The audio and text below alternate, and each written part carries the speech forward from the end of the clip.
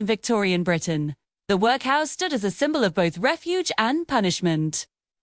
A place the poorest turned to only when every other door had closed. To enter was to cross a threshold marked by stigma.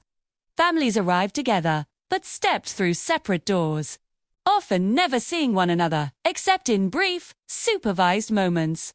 Inside, life was intentionally harsh. Reformers believed that public assistance should never appear easy or inviting. So men were set to breaking stones or picking oakum, teasing apart old ropes until their fingers ached. Women scrubbed laundry in steaming rooms or stitched uniforms for hours on end. And children, some barely old enough to read, worked alongside adults. Their childhoods, shaped more by necessity than by play. Yet even in these rigid, echoing halls, humanity found a way to survive. People shared stories and whispers. They offered comfort where they could. A kind glance, a shared crust of bread, a moment of laughter. Small acts that soften the edges of an unforgiving system. The workhouse reveals the complicated Victorian relationship with poverty.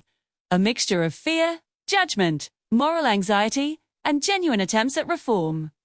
It was a system built to deter, yet it sheltered thousands who had nowhere else to go. Today, its legacy asks us to look closely not only at the policies of the past, but at the people who lived through them. Ordinary men, women, and children, whose resilience deserves to be remembered with compassion.